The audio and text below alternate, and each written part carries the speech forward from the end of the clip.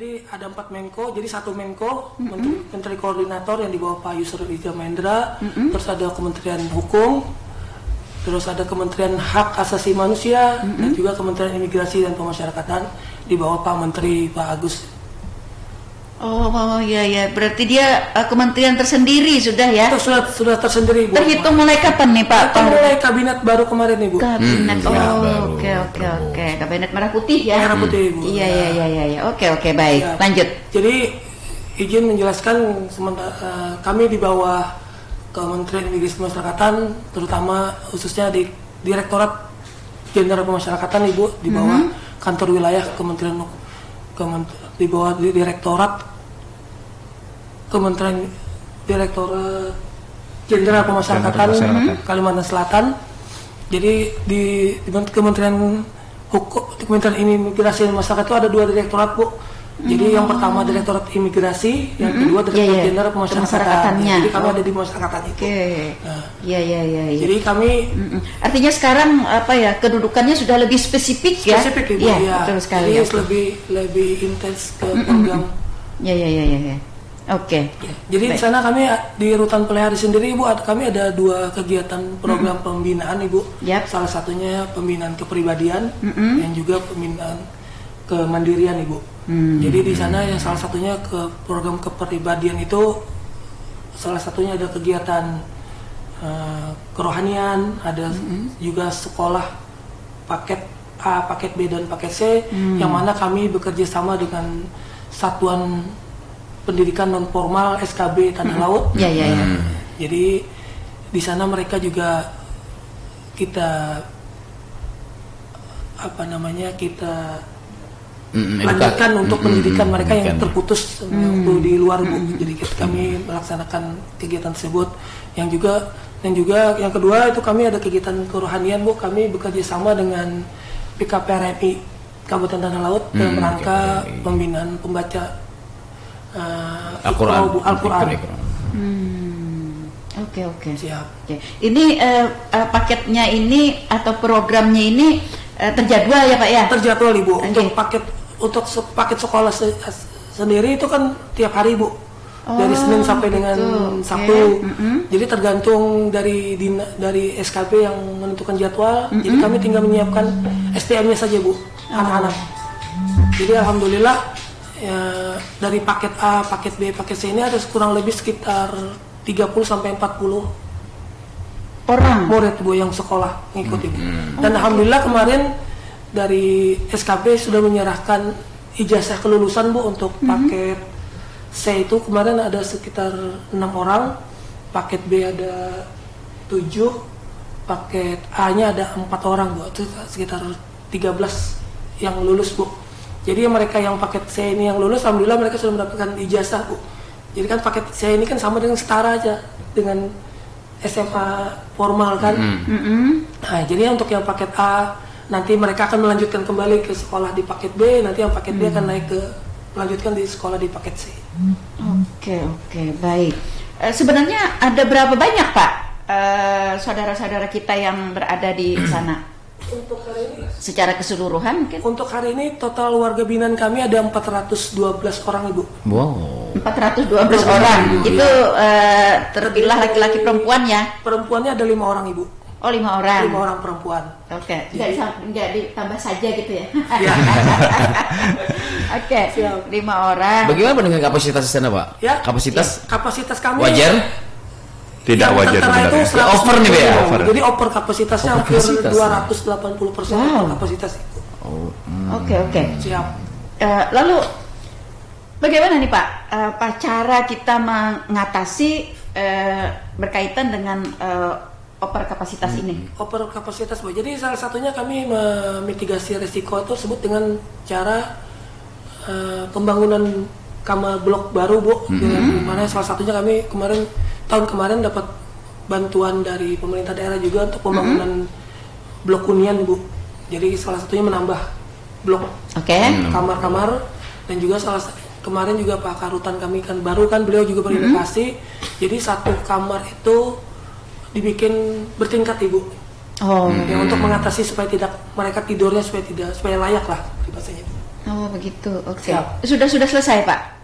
Ini sebagai masih OTW, masih pengerjaan Ibu. Mau progres. Ya, Ya. progres. Oke. Baik, dengan nanti selesainya pembangunan itu, perkiraan kita nih nanti kapasitas ini akan masih overhaul kah, over capacity gitu ya, Untuk atau bagaimana nanti? Tetap masih, Tapi berkurang presentasinya ya. Minimal untuk mereka tidur di kamar-kamar itu minimal mereka tidak layak lah Bu. Artinya tidak berjubel lah kalau gitu bahasa ininya kan. Oke. Artinya satu kamar itu bisa diisi antara 20 sampai 25 orang Ibu. Kalau saat ini satu kamar? Satu kamar 22 orang Bu. Saat ini? Saat ini. Namun itu masih dianggap layak lah Mas Ibu. Artinya mereka bisa ada space untuk tidur juga untuk masih ada space untuk cakupan luasnya pas ya. sholat. Iya. Satu kamar 20 orang. Luasan kamar kita? Jadi satu blok itu ada 5 kamar Ibu. Berapa kali berapa satu kamar? Kurang lebih sekitar 14 meter kalau nggak salah persegi Bu. Oh. Siap. Oke, iya. Masih bisa ya? Masih bisa. Masih Jadi siap. di Rutan Pelihari sendiri kami ada 5 blok Bu, 5 blok hunian. Jadi ada blok A itu blok yang tahanan, blok B itu blok narapidana, blok C itu blok yang asimilasi warga binaan yang sudah menjalani integrasi, dan juga ada blok SAI Bu. Kami juga ada blok saran asimilasi dan edukasi Bu. Jadi salah satunya mencakup untuk program kemandirian Bu. Jadi kan kami di sana ada kegiatan perkebunan dan pertanian. Siap. Jadi kami ada satu blok khusus untuk warga binaan kami yang blok SAI itu untuk melaksanakan kegiatan pertanian Bu. Apalagi kami kan sekarang dituntut salah satunya kami melaksanakan program presiden dan Asta Cita Presiden dan juga Swasembada pangan ya. 13 akselerasi Pak Menteri, yaitu salah satunya program ketahanan pangan Bu. Alhamdulillah kami kemarin udah mendapatkan lahan lokasi sekitar 10 hektar yang berlokasi di Desa Pagatan Besar di Kecamatan Tangkisung Ibu. Yang mana itu tanah tersebut hibah dari pemerintah daerah juga Ibu. Nah, jadi di sanalah rencana kami akan melaksanakan kegiatan cetak sawah Ibu, yang mana salah satunya masuk dalam program CSR Kementerian Pertanian. Jadi rencana warga binaan kami yang sudah menjalani tinggal menunggu bebas bersyarat, mereka akan kami ikutkan dalam tim Brigade Pangan di Desa Pagatan Besar tersebut Ibu. Oke, baik. Selain daripada tadi program kepribadian tadi, yang kedua program apa nih Pak? Kemandirian. Oke. Ya, salah satunya kemarin itu yang salah satunya program pertanian Bu, karena kami menganggap Rutan Pelihari ini kan karena lokasi tanah kami yang cukup luas. Jadi kami memfokuskan kegiatan kemandirian kami untuk lahan pertanian Ibu.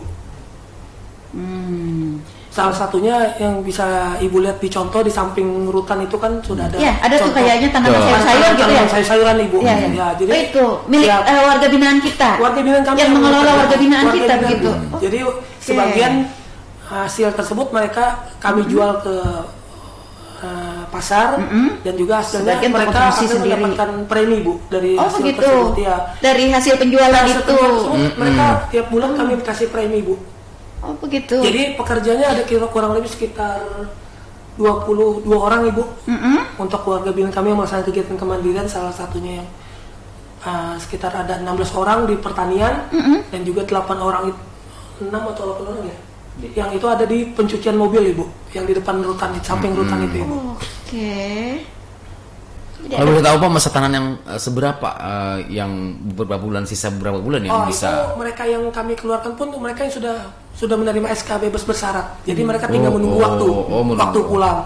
Karena mereka kan ada masanya mereka menjalani subsidiar denda. Jadi kalau denda ini kan wajib dijalani. Jadi kalau tidak bisa dibayarkan, dijalani begitu ya. Menjalani. Nah, jadi sisa pidana itulah mereka tinggal menunggu waktu untuk pulang bebas bersyarat itu. Jadi sambil menunggu mereka bebas bersyaratnya tepat waktu, nanti mereka, makanya kami mengajak mereka untuk melaksanakan kegiatan kemandirian, salah satunya ke pertanian dan pencucian mobil. Oke, saya ke Mas Fajar. Mas Fajar, dari sekian banyak saudara kita di dalam binaan tersebut, ini bagaimana dengan presentasi pendidikan, kemudian pekerjaan dan tingkat kehidupan mereka di sana. Maksud saya begini, tidak semua saudara kita yang nginap di sana gitu adalah mereka yang ekonomi lemah, ya kan ya. Tidak semua mereka yang nginap di situ pendidikan rendah. Oke, nah lalu bagaimana database-nya yang ada saat ini? Jadi kami di sana melaksanakan sebuah asesmen, Bu. Asesmen itu untuk membagi, ini ranahnya kemana, ke bagian mana. Jadi di sana kami arahkan bagi pembinaan yang dia mempunyai kebiasaan mungkin di bidang apa, kami arahkan ke pembinaan tersebut begitu, Bu. Jadi kalau yang memang jadi sudah terdata dari misalkan pendidikan apa, kebiasaan apa gitu, jadi kami arahkan kemana kebiasaan itu, Bu. Ini misalnya seperti ini salah satu warga binaan kita nih misalnya ya, yang tadi saya sampaikan, dia memang sudah sekolahnya sudah tamat SMA misalnya, bahkan sudah pernah di perguruan tinggi begitu ya. Iya, nah kemudian kehidupan dia juga sebenarnya kan ada mereka yang kasusnya kan bukan faktor ekonomi kekurangan ya. Betul. Tapi ada karena faktor ekonomi gaya-gayaan dan sebagainya begitu ya. Nah seperti itu. Nah ekonomi mereka memang punya ekonomi yang baik begitu ya. Nah kemudian juga mereka punya keluarga yang care gitu. Nah terhadap saudara kita yang seperti, bagaimana kita mengarahkan menuju kepada pembinaan kemandirian ini tadi? Jadi di rutan pelihara itu, Bu, kami sebenarnya tidak membedakan ya, Bu. Jadi disamaratakan ibaratnya. Jadi nggak ada ini dari kalangan A atau kalangan B. Jadi semua itu sama gitu. Jadi ada skala prioritas ya. Enggak ada. Jadi kami arahkan kalau memang Bapak ini bisanya ini, kami arahkan ke sini gitu kan. Atau minatnya kalau nggak bisa pun, kalau minatnya ada kami arahkan begitu, Bu. Oke. Artinya kita memilah aja begitu ya. Tidak melihat kondisi database secara detail ya. Secara detail seperti itu. Ini misalnya aja nih warga kita memang dia pengen ke pertanian misalnya ya. Meskipun sebenarnya dia tidak pernah bertani gitu, tapi pada saat di situ dia pengen gitu ya, kita arahkan aja ke sana. Betul, Bu, gitu. Oke, seperti itu. Nah, lalu bisakah menyampaikan gitu klasifikasi atau indikator-indikator atau syarat-syarat yang dijadikan pedoman bagi petugas di rumah tahanan kita untuk mengklasifikasikan kepada keterampilan-keterampilan ini? Jadi di sana kami ada asesmen, Bu. Jadi asesmen itu ada memiliki indikator kalau dia klasifikasi tahanannya tinggi, rendah, sedang gitu. Jadi diklasifikasikan begitu. Jadi kalau misalkan tinggi, kami arahkan untuk pembinaannya ke lapas gitu, Bu. Jadi untuk yang sedang sama minimum itu kami bisa bina di rutan pelihara begitu. Oke. Pak Marja, kalau misalnya yang ada di kita ini kan kelas 2 gitu ya? Betul. Berarti kan ada kelas yang lebih tinggi gitu ya? Ada kelas lain gitu ya? Ya, jadi klasifikasi ada kelas lain. Rumah tahanan itu, Bu, kami ada rutan kelas 2B, ada rutan kelas 2A. Oke. Jadi ada lapas kelas 3, Bu. Lapas kelas 3, terus lapas kelas 2B dan juga lapas kelas 2A, Bu. Untuk saat ini rutan ini kita ada di Pelihari, Marabahan, Rantau, Kandangan, dan Barabai, Bu. Jadi ada 5 rutan. Yang sama-sama B ya? Ya, yang kelas 2B, Bu. Nah, untuk lapas kelas 3 itu ada di lapas Batu Licin. Ya. Terus untuk di Banjarmasin itu ada lapas kelas 2A, Ibu. Banjarmasin. Terus untuk wanita sendiri kami punya lembaga permusyawaratan perempuan, Bu, yang ada di Martapura di pintu air. Jadi khusus tahanan maupun narapidana wanita harus ada di lembaga pemasyarakatan wanita, Bu.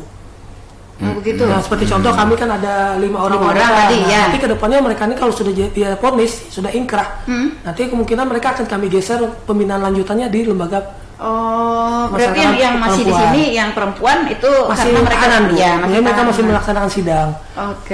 Juga apa sih Pak klasifikasinya Pak untuk yang mondok ya. yang tinggal di sini, yang nanti kita kirim ke Banjarmasin di kelas 2A, nanti kita kirim yang ke kelas 3. Ya, yang seperti saya bilang tadi Bu, untuk wanita kan pasti nanti akan pindah wanita ya, oke, khusus ya. Terus untuk misalkan ada anak pun nanti kalau dia sudah inkrah, anak akan pindah ke LPKA Martapura juga Bu. Oke.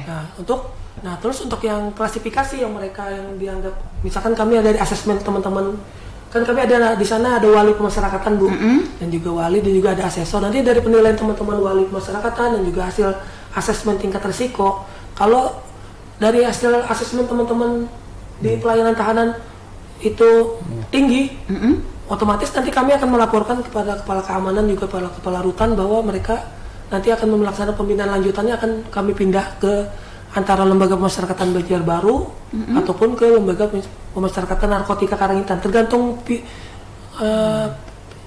jenis kejahatan. Ponis gitu ya, lama ponisnya.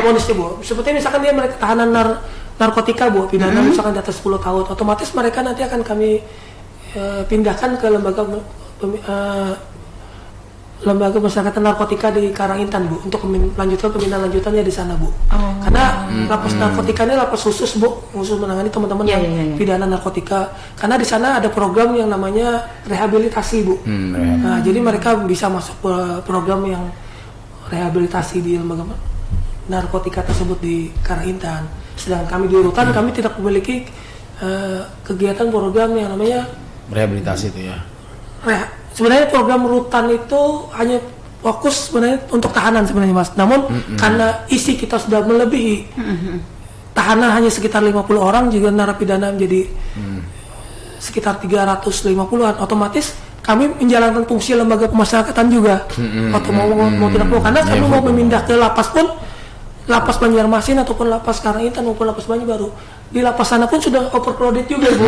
Nah, jadi sama-sama overcrowded semua posisinya. Jadi kami tinggal mensiasati, tinggal koordinasi nanti antara Pak Karutan dengan ke kantor wilayah kami di Kanwil di Pemasyarakatan di Kalimantan Selatan. Nanti tinggal memilah lapas mana yang bisa mereka dipindahkan. Saling kontekan aja Pak ya. Kontekan. Jadi kami tergantung juga Bu. Tapi kalau kadang memang mereka teman-teman asesmen mereka tingkat sedang aja, kami masih bisa. Dan juga apalagi mereka punya bakat, minat, emang keahlian, seperti misalkan contoh ada dia memiliki keahlian misalkan seperti nyervis sepeda motor, motor, mungkin kemungkinan mereka sementara kami tampung dulu Bu untuk biar kegiatan kami berjalan juga di rutan kan, seperti bisa jadi mentor gitu ya. Kami menimba ilmunya juga dulu seperti itu Bu. Oke. Pak Marca, dari sekian 412 ya tadi lah, saudara-saudara kita yang nginap di sana begitu. Nah, dapatkah diklasifikasikan Pak Marca, sebenarnya kasus apa sih yang tertinggi dari sekian banyak ini? Kalau kita berpatok pada SDP dan hasil asesmen yang sudah dikumpulkan, yang terbanyak itu tindak pidana narkotika, Ibu. Siap. Tindak pidana narkotika, ada juga mungkin beberapa orang kasus korupsi sama tindak pidana perlindungan anak, Ibu. Oh begitu. Berarti yang tertinggi tadi narkotika. Siap, narkotika. Di mana-mana ini. Hampir 85% narkotika semua Bu. Begitu ya. Oke. Lalu di bawahnya tadi mungkin tindak pidana umum seperti perlindungan anak, pencurian, mungkin ada juga yang korupsi tadi mungkin cuma beberapa orang aja, Ibu. Oh, seperti itu. Siap. Maksud saya, bisakah dipresentasikan 412 ini misalnya 60% mereka yang berkenaan dengan kasus narkotika, sekian persen yang berkenaan dengan kasus pencurian, pembunuhan dan sebagainya, sehingga kita bisa melihat sebenarnya yang rawan tanah laut itu di mana begitu. Tapi sudah pasti sih terlihat dari narkotikanya ya. Tapi di bawahnya lagi itu bagaimana? Kalau kita data secara angka ya Ibu ya, dari berapa tadi 412 orang itu ada sekitar 300 orang itu kasus pidana narkoba, Ibu. Alias kemungkinan 70-75%-nya narkotika, nggih. Oke. Lebih dominan di sana ya. Iya. Apa ya ibaratnya sebuah pukulan besar ya bagi kita kalau kita melihat database ini begitu ya. Ya. Tanah laut kayak darurat narkoba. Iya, seperti itu ya. Dari sini kan kita sudah bisa melihat ya, baik mereka yang sebagai pengedar, pemakai, kurir dan sebagainya begitu ya. Ini kan tergabung ya di sini ya, dari yang sekitaran 75% ini. Nah, lalu penanganan dari mereka yang terklasifikasi ini, apa program-program kita yang kira-kira mengena dengan kasus yang mereka lakukan?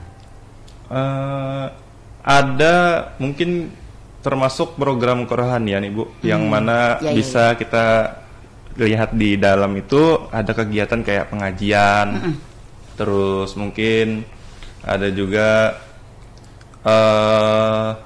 sekolah. Itu bisa meminimalisir lah ibaratnya kemungkinan semisal nanti rekan-rekan itu semisal sudah bebas nanti mungkin mengurungkan niat agar tidak melakukan hal yang sama seperti itu, Bu.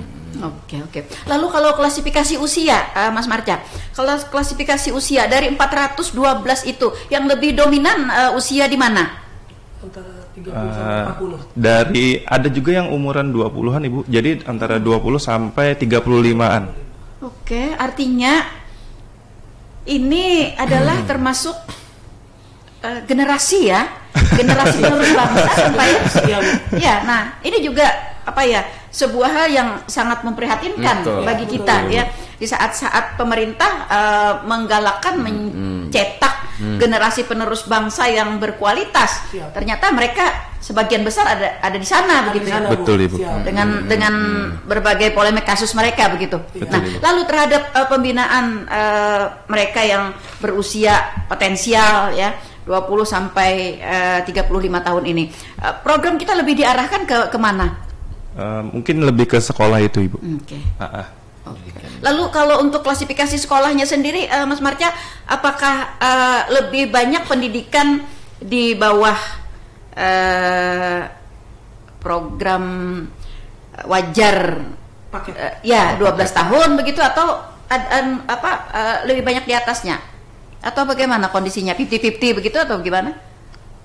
Mungkin Pak Roji bisa bantu jawab. Bagaimana Pak Roji? Mungkin untuk yang klasifikasi mereka untuk umur dari yang 20 sampai 35 itu, Bu, mereka kita arahkan untuk kalau emang di hasil asesmen teman-teman dari hasil itu apakah mereka lulus sekolahnya di mana, Bu. Jadi kami mau melihat apakah dia putus sekolahnya di SD atau di SMP atau di SMA, Bu. Okay. Maksud lu rata-rata mereka itu lebih banyaknya batas pendidikan mereka tuh sampai di mana begitu? Hampir ada SMP, Bu.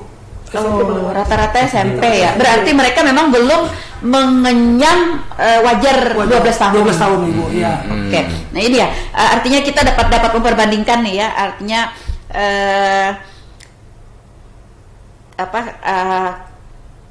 sesuatu yang mereka lakukan juga sangat dipengaruhi oleh pendidikan yang mereka dapatkan gitu ya. Betul, iya. Oke. Itulah sebenarnya kenapa pendidikan ini penting gitu ya, karena salah satunya adalah untuk membentengi diri terhadap hal-hal yang menyimpang seperti ini. Oke. Baik. Nah, Pak Raji, tadi kita bertema dengan merdeka dalam pembinaan dari rutan menuju kehidupan yang lebih baik. Sebenarnya ini maknanya ini apa, Pak? Maknanya kami memaknai merdekanya itu di mana begitu? Merdekanya artinya kami selama mereka di rutan kami menganggap mereka bukan sebagai penjahat, Ibu. Pertama, Bu ya. Jadi kami merangkul mereka saudara-saudara kita juga yang perlu dibina, Ibu. Artinya mereka gimana caranya mereka yang sebelumnya enggak melaksanakan kegiatan di luar, tidak punya pekerjaan, dia pikirannya jual sebagai bandar narkoba segala macam. Harapan kami ke depannya mereka kami bina supaya tidak bisa seperti peribahasanya tidak keluar masuk penjara terus lah gitu Bu. Selama ini kan kadang kita seperti itu. Karena mereka yang kita nilai selama ini mereka bebas, kalau di masyarakat ini mereka kadang mikir nggak punya salah satunya nggak punya pekerjaan. Makanya kami bentengi mereka dengan cara sekolah, salah satunya sekolah, dan juga nanti keterampilan kami juga nanti akan bekerja sama intens dengan Dinas Perindustrian dan juga BLK Bu untuk membina mereka untuk biar punya skill, dan juga punya sertifikat ya paling minimal salah satunya Bu. Dan juga yang mana kami dengan intens ini kami dengan SKB itu Bu, salah satunya dengan pendidikan kesetaraan tersebut, salah satunya kan paket C, nanti mereka lulus kan mereka bisa meneruskan, bisa mendaftar pekerja di mana Bu. Salah satunya seperti itu Ibu. Oke. Nah lalu Merdeka dalam pembinaan ini kalau kayak di sekolah kan artinya kan kurikulum Merdeka itu mereka bisa memilih keterampilan mana yang mereka inginkan begitu. Kemudian sistem di dalam pembinaan itu juga apakah terpengaruh atau berubah dari sistem Merdeka ini. Kalau dulu kan seperti ini banyak anggapan di situ kan kayak apa sih rekan Iwan? Gitu ya. Tempat yang ekstrim. Itu dia. Makanya kami kan merubah pandangan orang dari luar itu kan rutan itu seperti apa ya?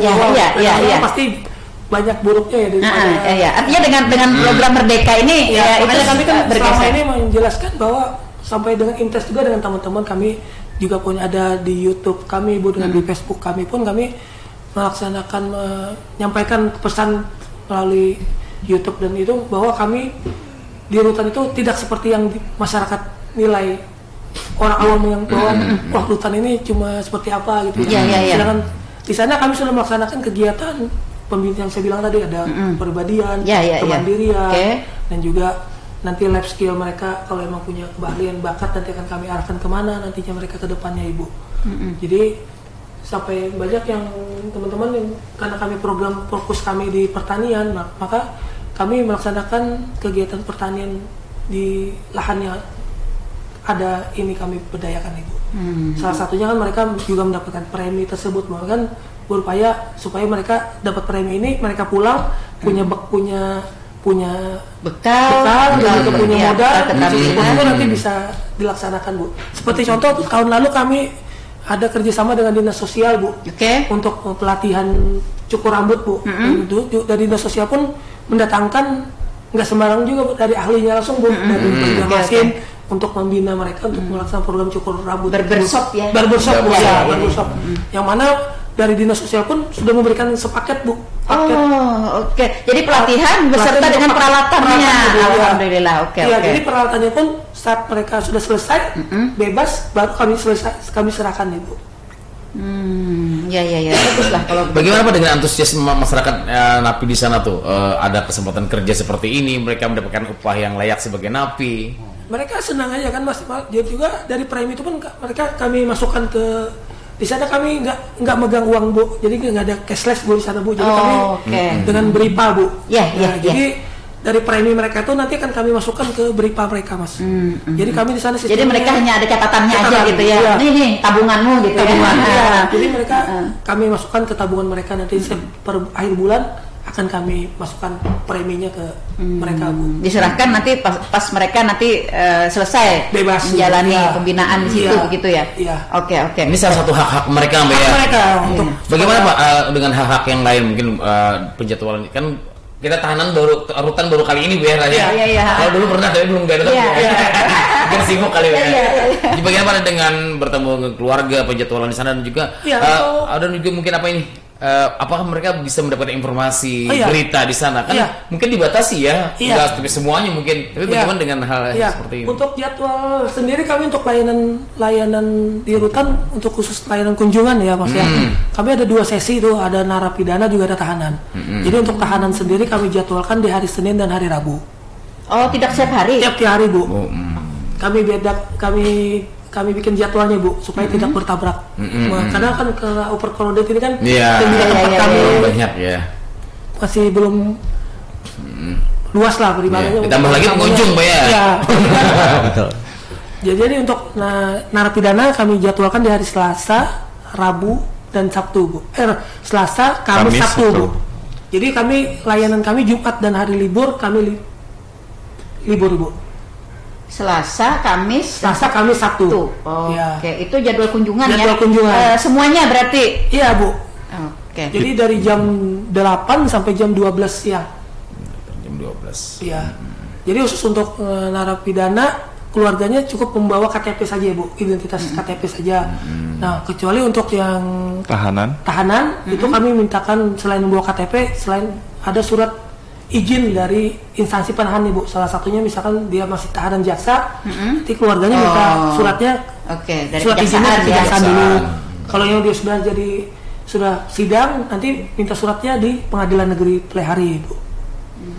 Bagaimana Pak dengan mereka mendapatkan informasi berita sekarang kan supaya nggak ketinggalan gitu ya? Iya. Apakah ini dibatasi atau memang?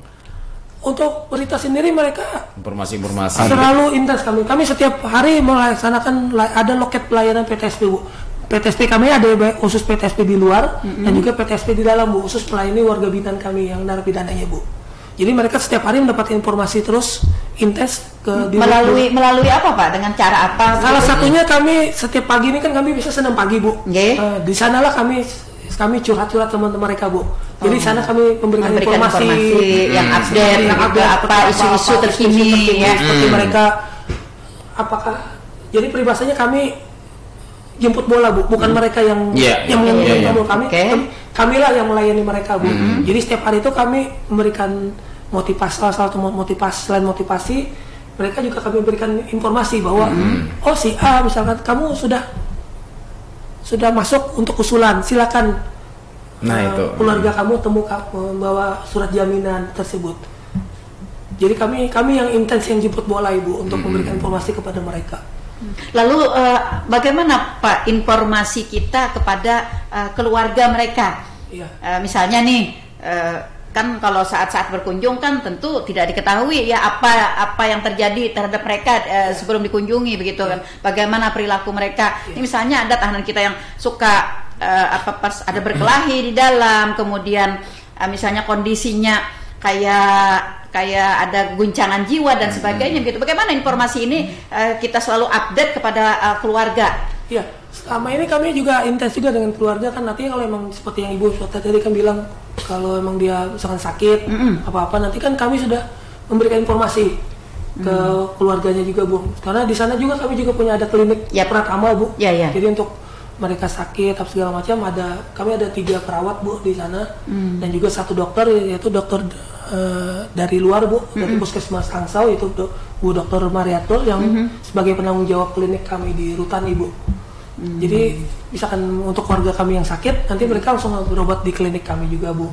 Jadi dari sana kami dari hasil mereka berobat segala macam, nanti informasi dari teman-teman perawat ini menyampaikan ke saya, nanti kami akan berkoordinasi lagi dengan keluarganya untuk memberikan informasi bahwa si A misalkan ada riwayat sakit seperti ini ataupun seperti apa, nanti akan kami sampaikan.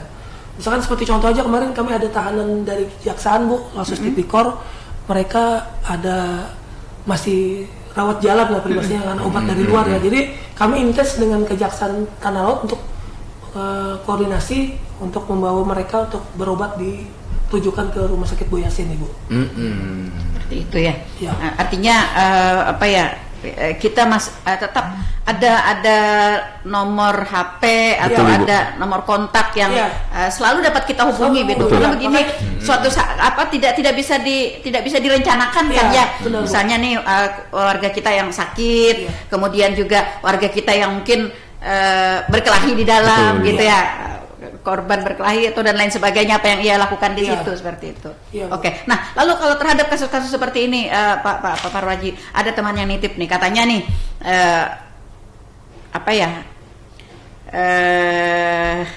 agak susah nih saya. Bertanya Bu. Ya, ketika misalnya terjadi sering katanya ya situ kayak berkelahi gitu ya teman-teman ya di sana ya. Nah, ketika terjadi perkelahian itu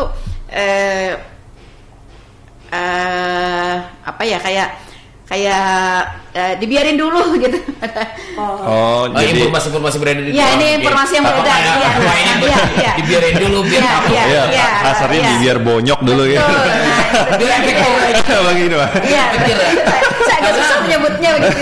Kalau nggak jereng ngapain gitu? Harus jereng. Ini bagaimana isu yang beredar di masyarakat seperti ini? Untuk saat ini pun kami alhamdulillah Bu, untuk di Rutan Pelihara sendiri situasi aman dan kondusif Bu. Untuk masalah perkelahian pun minim Bu. Dianggap minim bukan berarti tidak ada. Tidak ada tuh. Gesekan-gesekan kecil itu ya ada lah Bu ya. Apalagi kan mereka di kamar kan yang saya bilang tadi cuma ukuran paling kan ada gesekan-gesekan. Namun dengan pendekatan kerohanian kita lah dengan mereka Bu, untuk supaya seperti apa mereka ini tidak melakukan kejahatan-kejahatan di dalam rutan itu aja Bu. Oke. Mas Marja. Siap. Masyarakat kita ini kan sering nonton sinetron ya. Iya betul kan.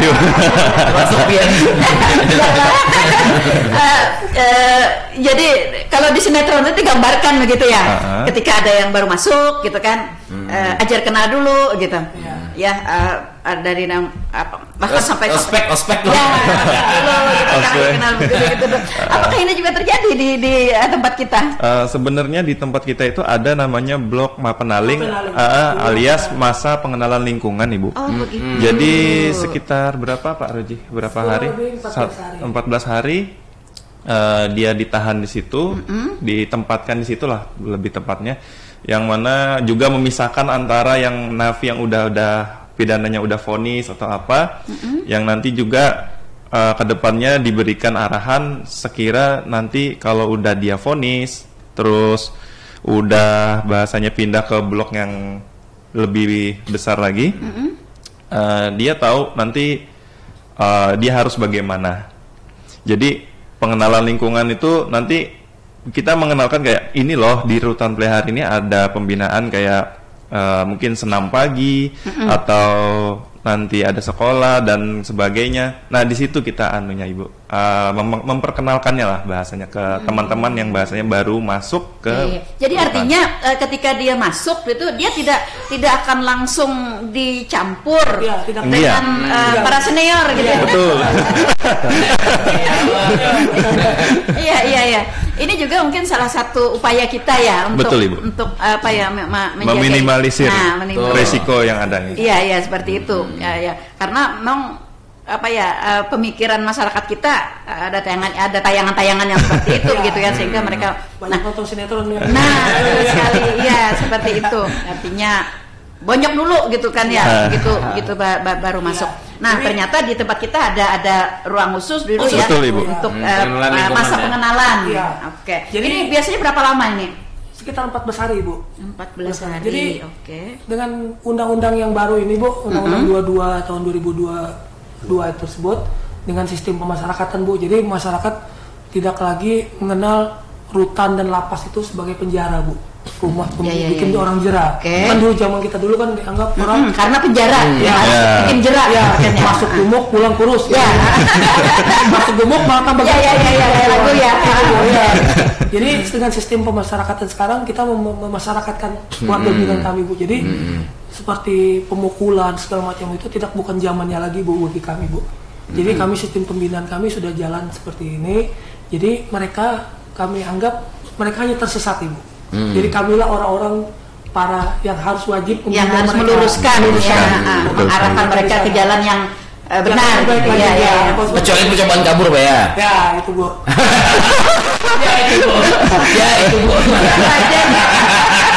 Terkecuali Pak. Harus itu Pak. Jadi kedukung dong. Ya, jadi dari mereka masuk dari tahanan dari jaksa, titipan jaksa itu kan mereka kami asingkan selama 14 hari Bu. Namun minimal 1 minggu dulu belum kita temukan dengan keluarga Bu. Jadi mereka mereka untuk pengandalan lingkungan di situ dulu Bu. Jadi minggu depannya baru kita bisa izinkan untuk bertemu dengan keluarga. Dengan harapan supaya mereka bisa kalau kita berbahasa orang banyak itu insaf dulu lah, ya kan, untuk menyadari. Ada waktu untuk merenung begitu ya, merenung. Ternyata itu, Bu. Iya. Nah, jadi seperti apa sih kalau nggak dibesok keluarga, diperhatikan keluarga, jadi seperti itu. Jadi di sana ada Mapenaling itu masa pengenalan lingkungan. Jadi ada satu blok sendiri, Bu, khusus tahanan baru. Jadi itu isinya sekitar antara 10 sampai 15 orang. Jadi apa kegiatan-kegiatannya Pak Fahrul-Raji pada saat masa pengenalan lingkungan ini? Pengenalan itu juga kami ada kegiatan juga, Bu. Ada setiap sudah dia masuk itu ada teman-teman wali pemasyarakatan, Bu. Sudah kami bagi wali-walinya, Bu. Jadi mereka dalam 14 hari itu ada kegiatan, Bu. Di sana kami bikin kegiatan juga. Jadi ya bukan hanya ibaratnya dikurung, digelapin ya. Biar belajar gitu ya. Kunci aja. Mati lampunya, Bu. Enggak, Bu. Jadi tiap hari itu mereka juga ada kegiatan, Bu. Jadi seperti pagi itu senam pagi. Senam pagi, terus juga mereka melaksanakan kegiatan bersih-bersih di lingkungan Mapenaling tersebut agar kehidupan kamar mereka agak layak lah. Jadi kan dari mereka untuk mereka juga, Bu. Dan kami kan cuma sekedar bisa memfasilitasi apa yang kekurangan dari yang mereka belum dapatkan di sana kan. Jadi baru setelah 14 hari baru nanti kita pindahkan ke blok A, Bu. Blok A itu khusus tahanan, Bu. Jadi itu blok yang besarnya nanti mereka sudah peribahasa kita masyarakat ini kan. Jadi peribahasa jadi peribahasa kita sekarang ini, Bu, rutan ini adalah desa, Bu. Desa juga, Bu. Desa kecil. Jadi kelompok masyarakat hampir 400 orang itu warga Tanah Laut dan sekitarnya ada di dalam rutan. Betul. Jadi kami menganggapnya ini sebagai desa, Bu. Desa kecil. Jadi di sana blok A ini ada RT. Misalnya kami menganggap seperti itu, Bu. Jadi di sana ada pemuka, ada tamping. Berarti ada ketua RT-nya dong. Jadi di sana namanya tamping, Bu. Nah, jadi tamping inilah yang mengatur. Jadi tamping inilah yang mengatur mereka menjagakan apa-apa. Tampingnya apa kepanjangan, Pak, atau gimana, Pak? Itu singkatan dari tahanan pendamping, Pak. Tahanan pendamping. Siapa yang bisa jadi tamping? Di sana rata-rata mereka yang sudah menjalani setengah pidana minimal, Bu. Kalau ya tacuk ya. Yang ditanggap dituakan lah di sana kan, bisa tokoh. Kita bisa anggap misalkan bisa mengayomi teman-teman mereka di kamar itu, Bu. Baik, kita ke suara pendengar. Selamat pagi, suara pendengar, dengan siapa di mana? Selamat pagi juga, assalamualaikum, salam sehat, merdeka. Iya, merdeka. Bu Arma, apa kabar hari ini? Aduh, Bunda, alhamdulillah sehat terus. Alhamdulillah. Sudah di SD nih, Bunda sibuk banget. Oh, begitu makanya lama tidak muncul suaranya. Hari ini muncul. Silakan, Bu Arma. Silakan, apa yang ingin tanyakan, Bu Arma? Ini aja dengar apa enggak gitu loh suaranya. Oh, gitu. Emang lagi di mana? Ini masih di sekolah tapi di belakang. Oh, begitu. Oke. Baik, silakan. Apa nih yang mau dibagikan? Enggak. Ini apa sih masalahnya, Bunda? Masalahnya pembinaan dengan keluarga kita yang ada di rumah tahanan. Oh, gitu. Ada punya keluarga di sana? Alhamdulillah, ada. Oke, baik. Ya. Kalau kayak itu kan itu tetangga memang ada, Bunda. Oke. Yap. Kalau kita nengoki, kan di tahanan ini kan. Kalau kita nengoki itu pastinya yang nengoki diperiksa gitulah. Masalahnya dengar-dengar ada dan di TV kayaknya model di tahanan masih ada pakai itu ini gitu kan. Ya mungkin di tahanan tuh terjaga aktif gitulah. Iya. Itu misalnya kan dengar-dengar ada gitu, Bunda. Oh iya. Masih ada. Betul. Iya. Di mana itu caranya mengatasinya itu, Bunda. Ini pakai radio handset, Bunda. Oh begitu. Oke, baik. Maksudnya HP pakai radio. Jadi di mana aja dibawa. Iya. Itu aja, Bu Arma. Ya itu aja. Semoga jangan sampai ada lagi di dalam penjara tahanan itu yang ada yang nggak baik gitulah. Oke. Baik. Iya. Aja. Semua mudahan sehat ya semuanya. Amin. Oke. Yang bapak-bapak yang ada di Tuntong Pandang. Ya. Assalamualaikum. Waalaikumsalam warahmatullahi wabarakatuh. Sebenarnya tadi sudah kita bicarakan, Pak. Tapi mungkin Bu Arma baru monitor ya. Nah, tentang memang isu di masyarakat gitu ya, isu di masyarakat bahwa kan di rumah tahanan ini kan banyak terjadi yang kayak perkelahian tadi, kemudian juga kayak ada peredaran narkoba begitu. Nah, kemudian juga ada tadi kekerasan terhadap para warga binaan kita. Nah, ini silakan Pak Haji. Jadi untuk saat ini mungkin kami bisa menjelaskan Bu, untuk rutan pelihari saat ini aman, kondusif Bu. Jadi kami dari kantor wilayah pun mengakui bahwa rutan pelihari ini rutan yang paling aman dan kondusif. Jadi minim perkelahian, minim narkoba, dan juga minim pungli halinar segala macam Bu. Jadi tidak ada apa-apa warga binaan kami yang terindikasi peredaran narkoba maupun mereka pun ada transaksi di mana-mana. Jadi kami membatasi mereka kegiatan Jadi membatasi dengan caranya dari telepon kami sediakan di dalam Pak. Jadi di sana ada pelayan wartel juga Bu. Jadi kami tidak ada peredaran narkoba biasanya gitu Bu di dalam rutan itu Bu. Oke. Jadi bukan berarti juga kami membanggakan menutupi emang tempat kami ya. Kami silakan saja bagi teman-teman maupun instansi manapun misalnya ada razia, kami siap. Meskipun itu tidak diberitahu pun, kalau mau dadakan ke rutan pelihari, emang benar-benar zero halinar. Tes urin ya. Tes urin pun silakan. Artinya negatif semua itu Bu. Begitu ya. Iya. Kalau pengamanan juga kita beberapa pengunjung mungkin harus ada pengamanan berlapis juga ya. Salah satunya kan kami ada wartel, dan wartel itu pun sudah kami kerjasama dengan pihak ketiga. Di situ pun sudah kami ada kami batasin. Jadi mereka ada apa-apa, jadi meminimalisir gangguan-gangguan yang mereka hadapi itu. Ya, artinya mereka tidak memegang handphone sendiri. Ya. Nggak boleh. Makanya saya bilang tadi kan, zero halinar semua di sana Bu. HP, narkoba, dan macam tuh, insya Allah di rutan pelihari aman terkendali Bu. Lalu bagaimana Bapak Ruraji ketika ada kunjungan keluarga ya, tamu yang lainnya itu, bagaimana kita melakukan pemeriksaan, pembatasan begitu bagi kunjungan sehingga mungkin kita mencegah juga ya hal-hal yang nanti terjadi ya. Siapa tahu mereka nanti bawa apa begitu ya, seperti itu. Salah satunya kami mensyaratkan barang titipan tersebut, salah satunya misalkan dia mau nitip saja Bu, cuma yang boleh hanya keluarga inti Bu, dan juga membawa KTP asli. Jadi supaya kami bisa tahu juga nih bahwa ini benar-benar keluarganya yang ngantarin. Kunjungan itu sekali kunjungan dibatasi jumlah orangnya kah, paling banyak berapa begitu? Minimal sekitar 4 orang Bu, satu orang yang ditemui Bu. Dan juga ini pun kemarin Pak Karutan pun sudah mewanti-wanti kami di pelayanan tahanan, kedepannya nanti harapan beliau yang boleh membesuk tahanan tersebut hanya keluarga inti mereka saja nanti ke depannya Bu. Berarti kayak teman-teman gitu ya, tetangga, regulasi aturan-aturan baru nanti akan kami sampaikan ke pengunjung nantinya, aturan-aturan baru yang akan kami terapkan di sana nantinya sesuai dengan arahan Pak Karutan.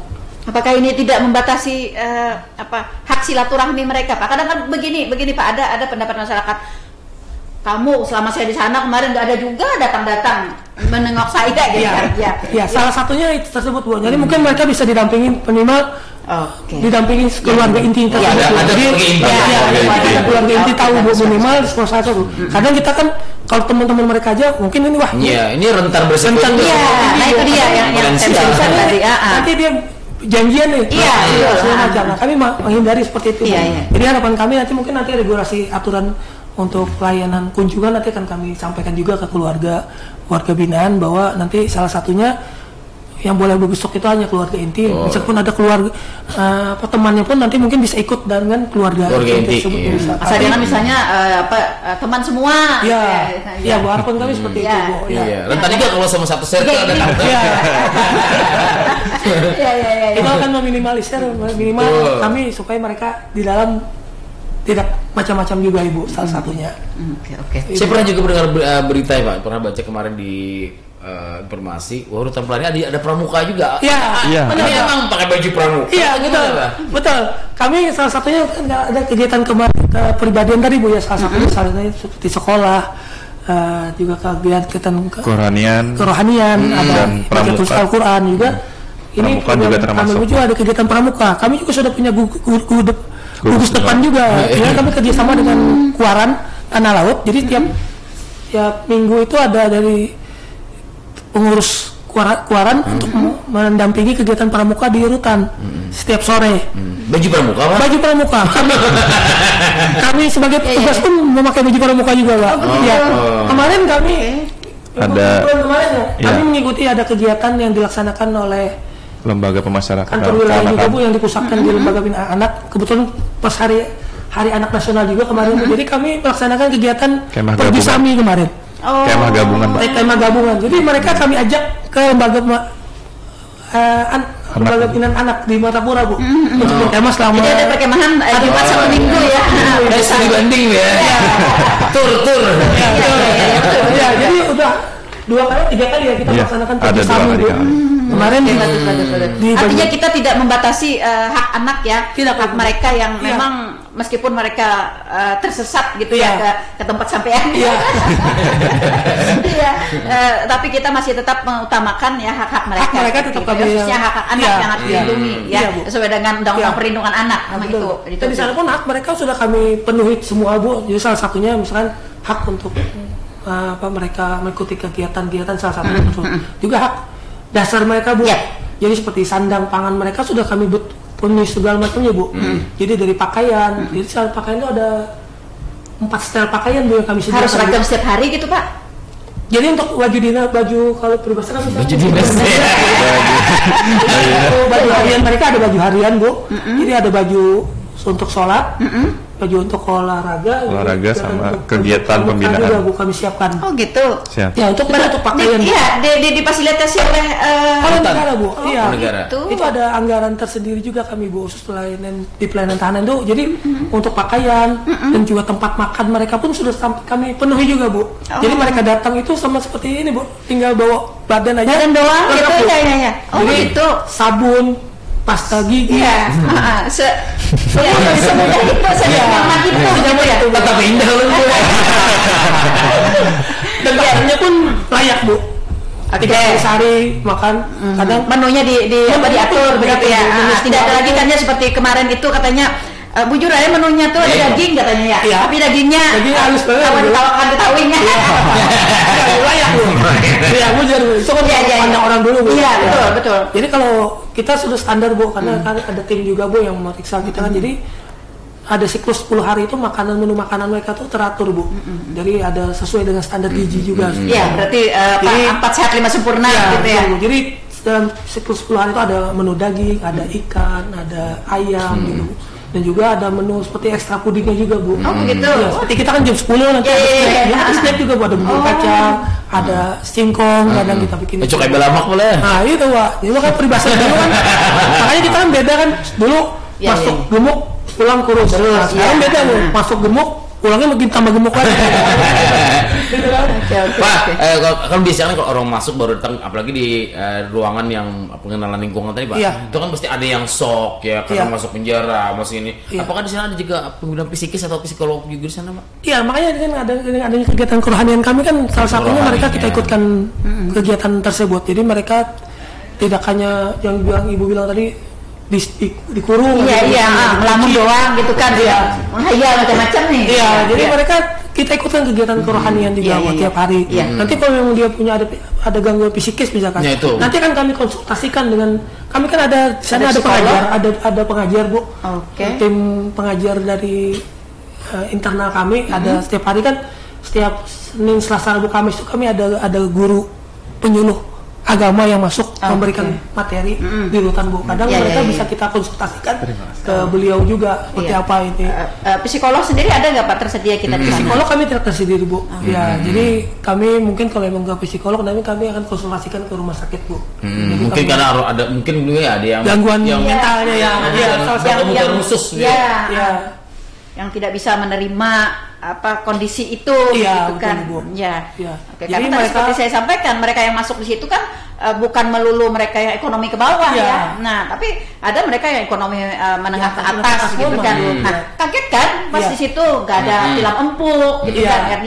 Jadi di sana lengkap, Bu. Jadi selain pakaian, tempat makan, tempat tidur pun kami sediakan, Bu. Matras, Bu. Bisa dikasihkan semua, Bu. Begitu. Iya. Lengkap, Bu, semua, Bu. Jadi kebutuhan mereka penuh semua, Bu, ya. Jadi kalau Ibu bilang kalau nggak tahu ya makanya iya. Ini perlu kita sosialisasikan masyarakat secara intens Pak, karena memang saat ini kan mindset masyarakat kita nih ya seperti itu tadi ada kekerasan, ada kekejaman, ada apa sana gitu. Tidak enak lah. Ya, pada sana kan kami kegiatan pembinaan yang kami intenskan di sana, Bu. Kami sebagai pembinanya namanya pembina ya, namanya kami gimana caranya mereka tidak memikirkan hukuman seperti itu kan maksudnya. Artinya jalani saja secara wajar aja. Nanti akhirnya sukarela aja gitu ya. Jadi akhirnya kan nggak kerasa di waktu tahu-tahu pulang nanti kan tahu usulan untuk usulan integrasi bebas bersyarat nantinya ke depannya kan nanti seperti itu Bu. Harapan kami seperti itu.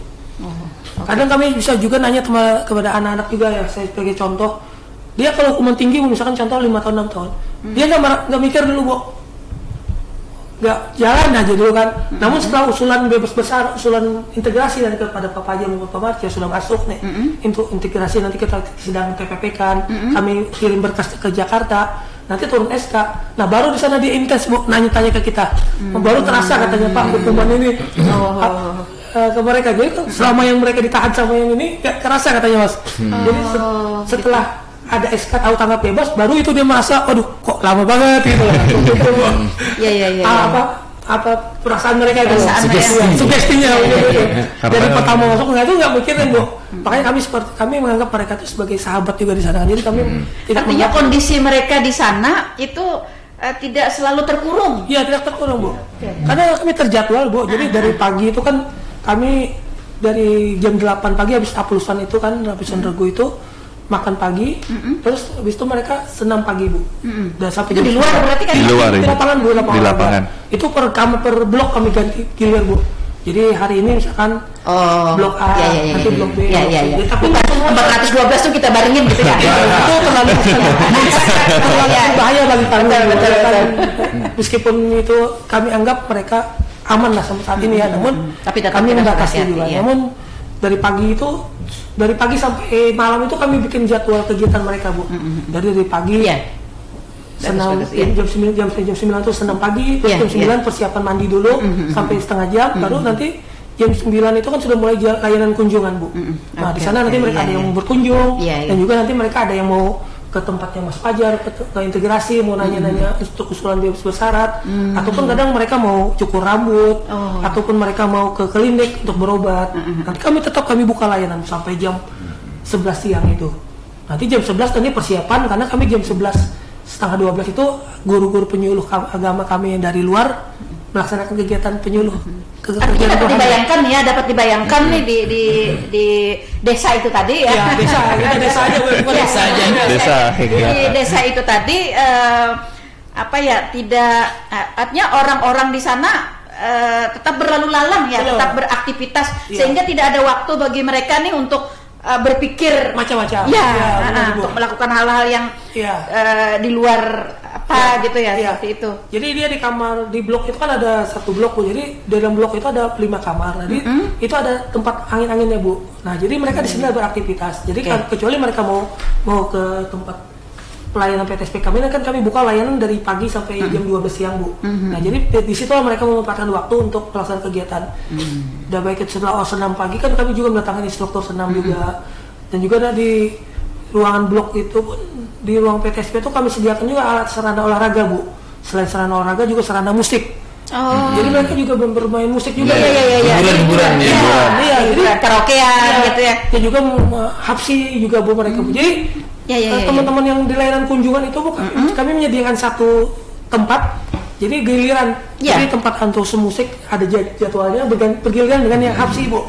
Jadi teman-teman hapsi pun mau tampil juga Mas. Jadi jadi seperti konser lah mereka, konser kecil lah di ruang kunjungan itu kan. Kadang tiap hari kan ada kunjungan, jadi mereka tampilnya di situ. Kami fasilitasi, jadi misalkan hari Senin nih musik, hari Selasa hapsi, nah gitu. Oke. Lalu untuk memacu semangat dan kreativitas mereka, apakah mungkin di dalam desa itu pada hari-hari tertentu nih, khususnya pada momen kemerdekaan begitu, ada lomba-lomba bagi mereka? Mereka kan sudah latihan karaoke gitu ya, kita lomba nyanyi gitu. Kemarin untuk pas momen hari kemarin kami juga melaksanakan kegiatan lomba-lomba Bu. Yang penting pertama olahraga kan, olahraga sana kemarin ada tenis meja, poli campur, juga ada. Poli Bu, karena kami tersedia semua Tinju. fasilitas lengkap. Tinju enggak Bu? Tidak. Saya melihat problemnya Mas Marja. Sedangkan ini pelatih tinju nih. Jadi kan untuk kegiatan yang lainnya, lomba kemarin kami karena kami fokus ke kerohanian, jadi kami lomba ajian dan lomba mengaji Bu. Nah, jadi alhamdulillah kemarin sudah kami laksanakan pokoknya setiap ada momen-momen hari besar kenegaraan, kami melaksanakan kegiatan lomba-lomba juga Bu setiap hari Bu.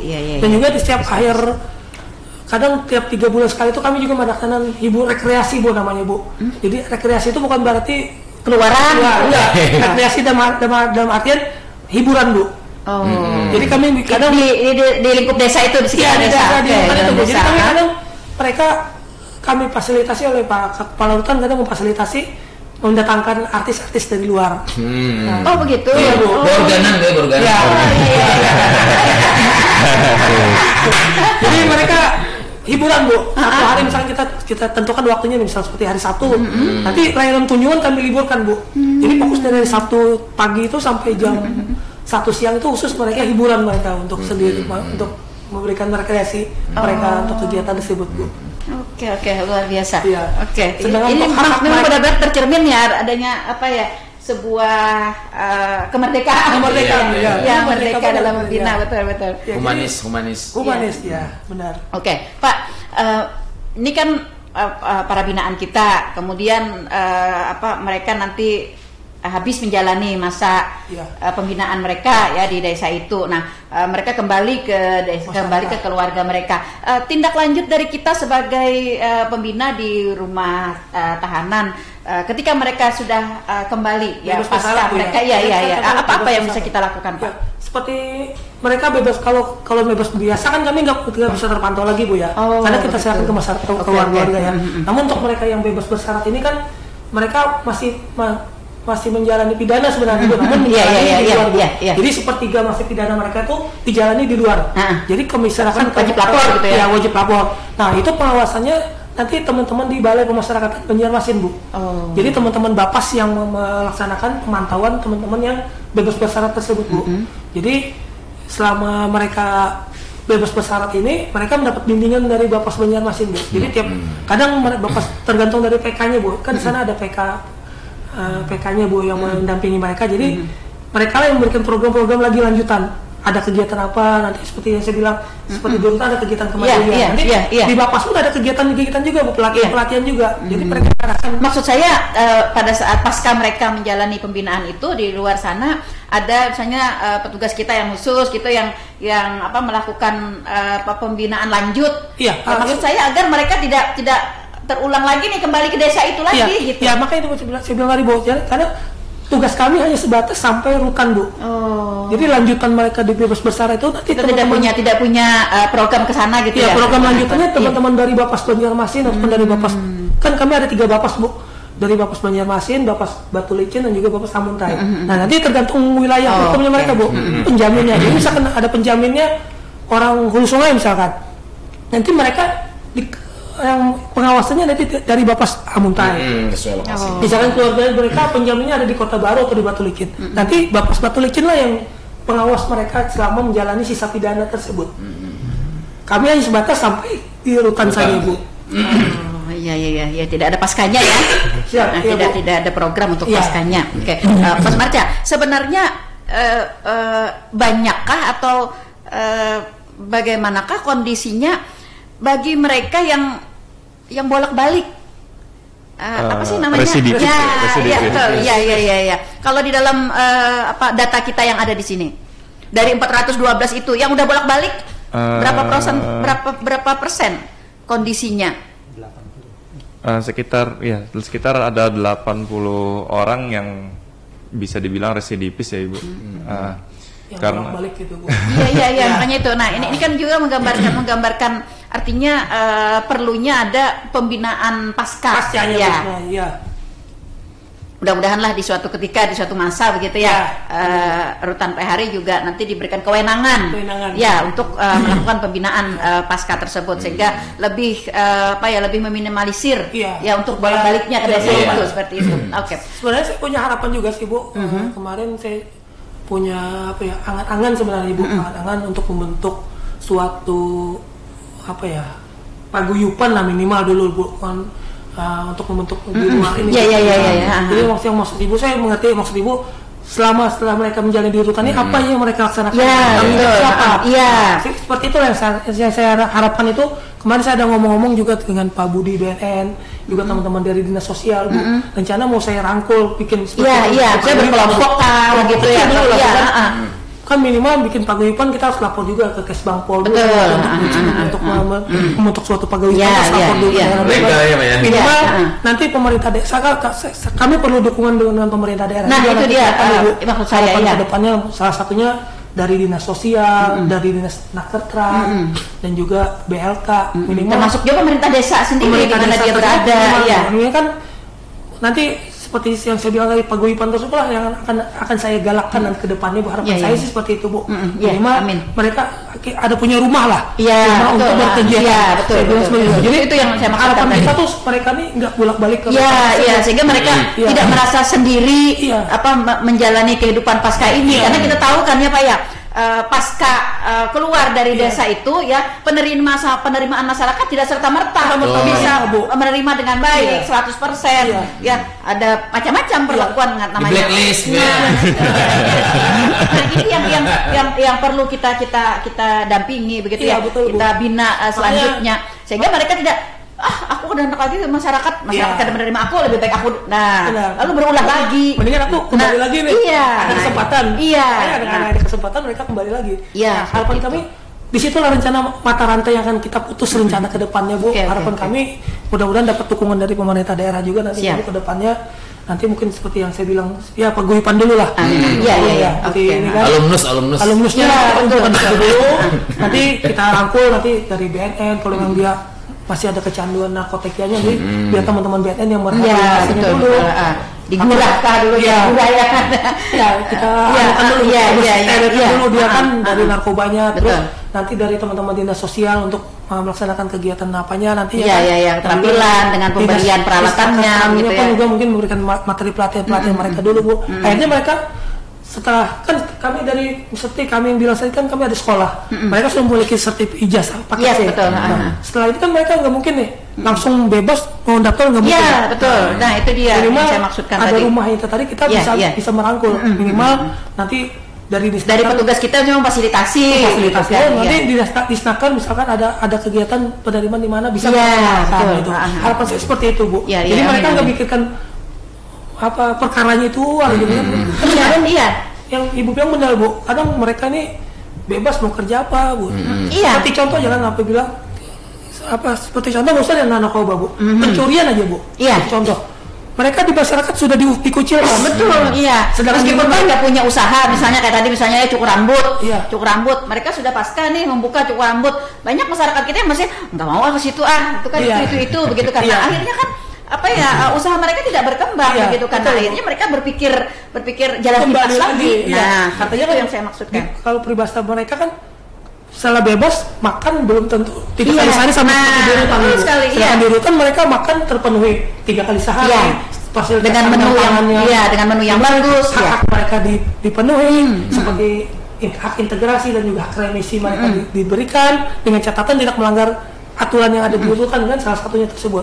Jadi seperti itu gambar umum harapan kami. Paguyuban itulah nanti harapan mudah-mudahan kami bisa mewujudkan itu. Kita berharap juga mudah-mudahan diberikan kewenangan oleh pemerintah begitu untuk membuka program tersebut agar kita dapat merealisasi keluarga kita yang sudah pasca ini gitu ya. Sehingga kita meminimalisir juga bolak-baliknya tidak mendata terus nih ini data kemarin nih muncul lagi harapan kami seperti itu Bu. Artinya tempat kami ini jangan diartikan enak.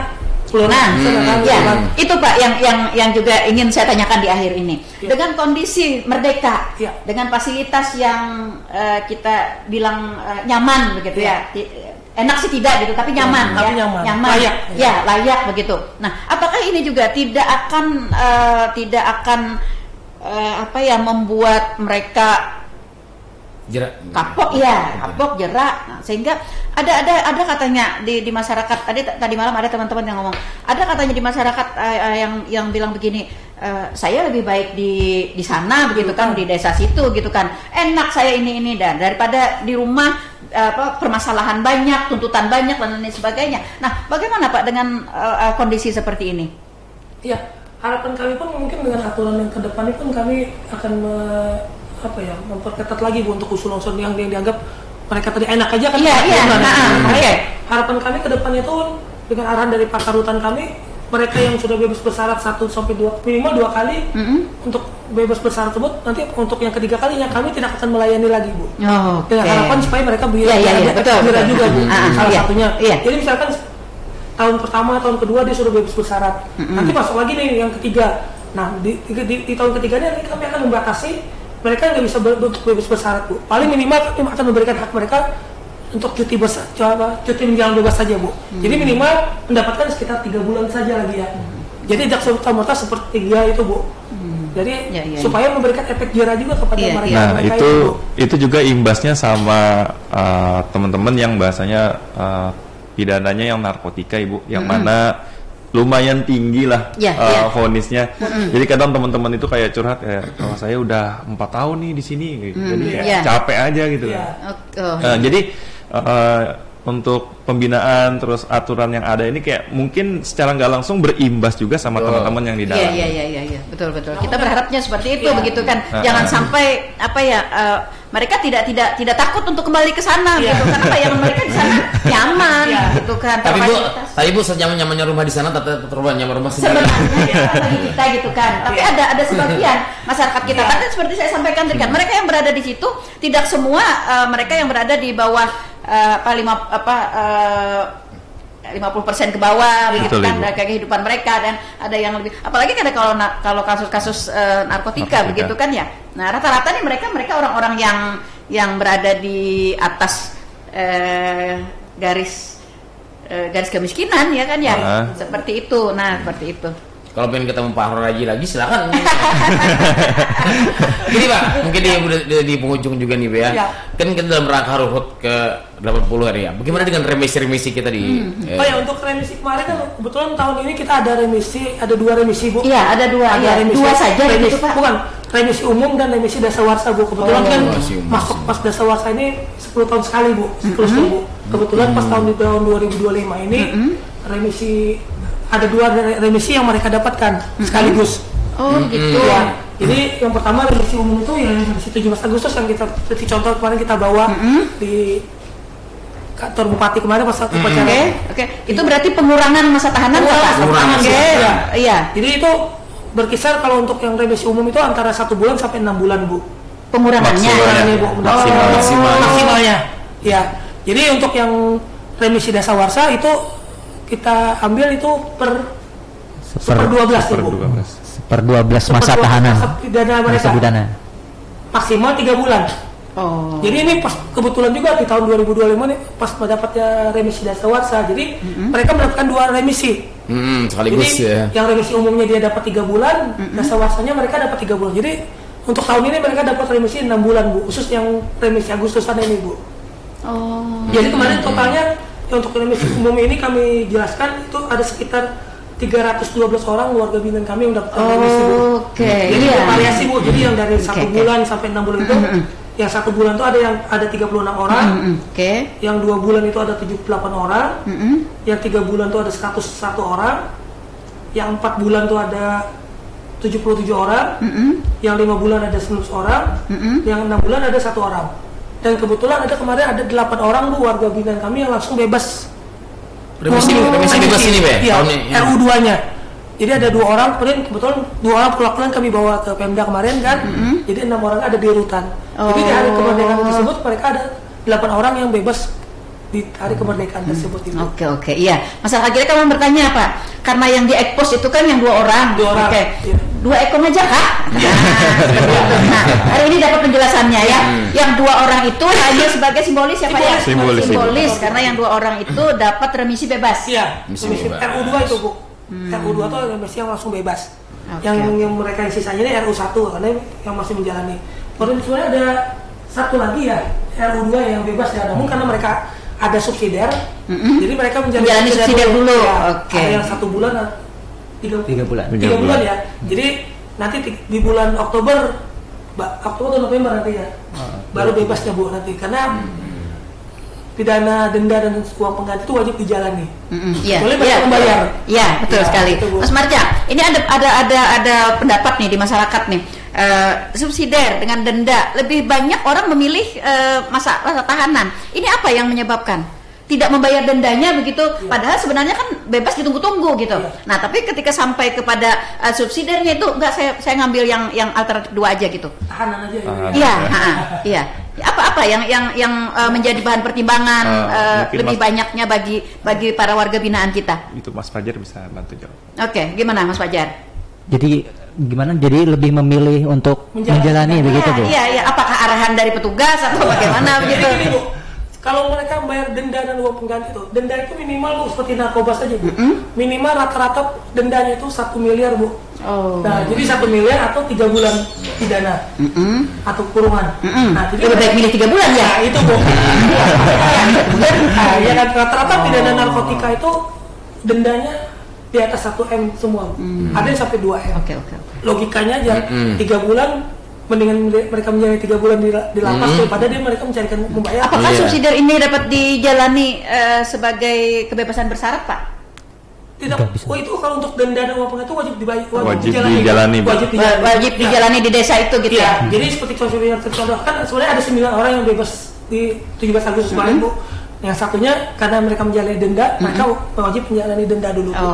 Jadi itulah sebagai pengganti uang denda tadi. Jadi mereka menjalani pidana 3 bulan. Seperti itu. Iya. Kalau pidananya kecil aja mungkin kalau 1 juta atau 2 juta mungkin dibayar mereka pasti bebas Bu. Maksudnya seumur hidup penjara. Tapi kalau misalnya denda 1 juta itu pasti dibayar, keluarga pasti mengupayakan Bu. Oh begitu. Ya, upayakan pastilah. Seperti itu. Mendingan dicarikan daripada menjalani 3 bulan gitu. Lalu penentuan dari pembayaran denda atau mereka mengambil alternatif kurungan, apakah itu ada keputusan atau ada arahan dari pihak itu dari ada petikan putusan keluar dari pengadilan itu Bu. Berarti dari bunyi petikan itu apabila tidak bayar denda selama ini maka menjalani pidana tersebut. Ya, lalu dia yang memilih Pak, dia yang memilih, itu yang menentukan itu pada saat. Nanti yang menentukan dari jaksanya membuat surat pernyataan Bu. Artinya dia tidak sanggup bayar denda atau sanggup bayar denda. Jadi di awal ya. Di awal. Waktu di persidangan Bu dia menentukan. Bukan pas saat kita sanggup TW itu bukan. Ini menjaga desa aja. Hanya rumah untuk membina mereka. Jadi pasal mereka waktu sidang itu mereka menentukan apakah sanggup membayar atau tidak. Jadi kalau yang tidak sanggup sudah membuat pernyataan pada saat itu. Baru kalau memang sudah tidak sanggup, berarti kami sudah menganggap pihak rutan sudah dapat mempersiapkan. Betul Ibu. Apalagi kalau seperti kan denda itu, kalau tipikal pidana korupsi ada tambahan lagi Bu, uang pengganti. Denda dan uang pengganti. Jadi dendanya ada berapa juta, berapa M, terus uang penggantinya uang yang dianggap kejahatan masyarakat. Misalkan kerugian negaranya, misalkan ada berapa ratus juta atau berapa. Nah, dari itu nanti berapa bulan juga penggantinya itu Bu. Misalkan diinkludkan dulu ya? Iya, diinkludkan Bu. Jadi misalkan dendanya 3 bulan, uang penggantinya juga jadi 6 bulan. Oh, begitu. Gitu Bu. Bukan diambil maksimalnya gitu ya? Enggak Bu. Karena uang denda dan uang pengganti itu wajib dijalani sebagai pengganti pidananya tersebut. Nah, itu Bu penjelasannya. Oke. Menarik sekali ya. Siap. Tapi sayang sekali Pak, waktu kebersamaan kita ternyata tidak terasa, berada di penghujung, bahkan di zona lewat ya. Iya, di zona lewat sekali. Terlalu sedikit waktu. Iya, ternyata. Iya, karena memang kita ingin membuka informasi ya kepada seluruh para pendengar kita ya, kondisi masyarakat kita di desa sana gitu ya. di kehidupan yang lain. Iya. Ini juga agar kita juga menghapus stigma masyarakat sedikit demi sedikit begitu ya. Hutan itu enggak seperti agen mereka. Iya. Oke. Pemaling kendaraannya pakai colors itu. Oke, baik. Para pendengar setia Tuntung Mana FM dimanapun Anda berada, sayang sekali waktu kebersamaan kita sudah berada di zona lewat. Maka kita harus mengakhiri bincang-bincang kita di kesempatan pagi hari ini. Tapi saya masih tetap ingin closingnya Pak. Apa nih yang dihimbau kepada seluruh para pendengar kita, khususnya masyarakat Kabupaten Tanah Lot dan sekitarnya, untuk hal-hal yang berkaitan dengan masuknya ke hutan gitu. Ke rumah tahanan. Ya, harapan kami sih mengimbau kepada khususnya keluarga binaan ya yang sudah menjalani pidana di rutan. Harapan kami mereka bisa lebih intens lagi lah menjaga suami atau anak keluarga mereka yang sudah menjalani pembinaan di rutan untuk keluarnya agar bisa lebih baik lagi lah gitu Bu. Karena kami di luar bukan tanggung jawab kami lagi seperti itu Bu, yang Ibu harapkan tadi juga. Mudah-mudahan mereka bisa mendapatkan pekerjaan ataupun keahlian yang mereka laksanakan, yang mereka bisa laksanakan, tambah iman juga ya. Artinya mudah-mudahan cukup sampai di rutan saja mereka menjalani sekali, tidak beberapa kali. Harapan kami seperti itu Bu, karena selama di rutan kami masih bisa membina mereka, namun yang di luar inilah kami bukan tanggung jawab wewenang kami lagi untuk melaksanakan tersebut. Jadi peran keluarga lah yang tinggal mendukung seperti apa mereka mengarahkan mereka ini, pengawasannya di masyarakat tersebut. Mungkin itu yang harapan kami Bu. Iya betul sekali. Baik, para pendengar, sampai di sini jumpa kita di program Talkshow Tanah Laut Menyapa edisi hari ini, dan semoga apa yang kita perbincangkan di pagi hari ini benar-benar dapat membuka wawasan dan pengetahuan bagi kita semua, bahkan juga menghapus segala stigma ya yang buruk terhadap kondisi di rumah tahanan, khususnya di rumah tahanan Prehari Kabupaten Tanah Laut. Dan seperti tadi apa yang disampaikan oleh Pak Fahrul Raji, Pak Fajar dan juga Pak Marja, mudah-mudahan narapidana kita yang sudah kembali ke masyarakat dapat berupaya hidup lebih baik. Amin. Keluarga dan masyarakat dapat memberikan motivasi agar mereka tidak mengulangi perbuatan mereka lagi. Ya. Dan perlu diingat senyaman-nyamannya di rutan ya. Maka dari itu jauhilah kejahatan.